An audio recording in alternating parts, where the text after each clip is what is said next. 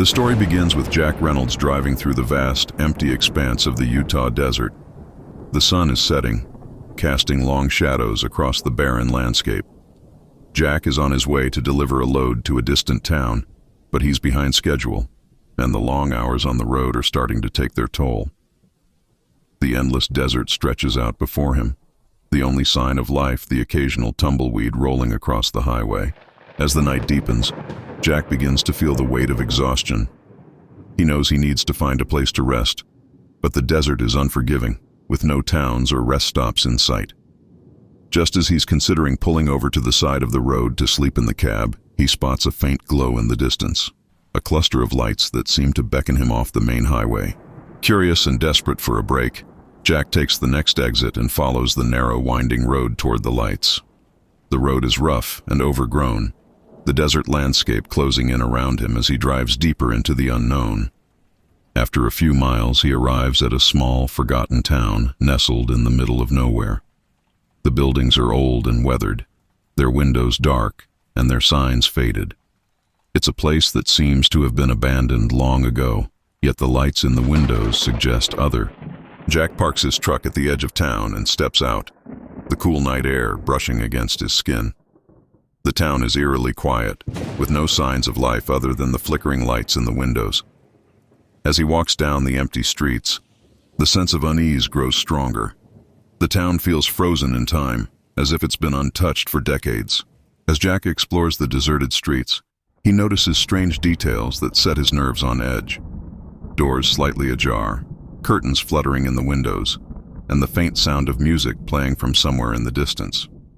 He tries to shake off the feeling of being watched, but the sense of unease only deepens. The town's eerie stillness is unsettling, and the flickering lights cast long, shifting shadows that seem to move with a life of their own. Jack decides to find a place to rest, hoping to leave the town at first light. He spots a small, dilapidated motel at the end of the main street, its neon sign flickering weakly in the darkness. The door to the motel office is unlocked, but there's no one inside. A row of keys hangs on the wall, each labeled with a room number, as if waiting for guests who never arrived. Jack takes a key and heads to room 7, the door creaking as he pushes it open. The room is small and musty, with outdated furnishings and the stale scent of neglect. Despite the unsettling atmosphere, Jack is too tired to care. He locks the door, pulls the curtains shut, and lies down on the bed, hoping to get some rest. But sleep doesn't come easily. The silence in the room is oppressive, broken only by the faint sound of footsteps outside, as if someone is pacing up and down the hallway. Jack gets up to investigate, but the hallway is empty. He checks the other rooms, finding them all unlocked and vacant, each one a mirror of his own, stale, forgotten, and untouched by time. As he returns to his room, Jack begins to feel a growing sense of dread. The town isn't just deserted, it feels wrong, as if something malevolent is lurking in the shadows, watching his every move. He tries to shake off the feeling, telling himself it's just the fatigue playing tricks on his mind, but the fear gnaws at him, growing stronger with every passing minute. The situation escalates when Jack hears a loud crash outside, followed by the sound of shuffling footsteps. He grabs a flashlight and steps out of the motel, his heart pounding as he scans the empty streets.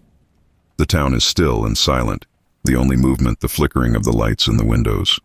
As he explores further, Jack discovers that the town isn't as empty as it seems. Shadowy figures begin to appear in the corners of his vision, disappearing as soon as he tries to focus on them. The sounds of movement grow louder, the footsteps now echoing through the deserted streets. Jack's fear turns to panic as he realizes he's being hunted. Desperate to escape, Jack heads back to his truck, but the path he took into town is gone, replaced by a maze of narrow, twisting streets that seem to lead nowhere. The town has changed, its layout shifting and warping, trapping him in a nightmarish labyrinth. As he stumbles through the darkened streets, Jack comes across an old church at the edge of town, its doors wide open as if inviting him in. With no other options, he enters the church, hoping to find sanctuary from whatever is stalking him. Inside, the church is empty, its pews covered in dust and its stained glass windows cracked and broken. The air is thick with the scent of decay, and the only light comes from a row of flickering candles on the altar. As Jack moves deeper into the church, he hears a low, guttural growl coming from the shadows, followed by the sound of something large and heavy moving toward him. In a desperate bid for survival, Jack grabs a makeshift weapon, a broken piece of wood from one of the pews, and prepares to defend himself. The growling grows louder, the sound reverberating through the empty church. Jack's heart races as he realizes he's not alone. The malevolent presence that has been stalking him has finally revealed itself.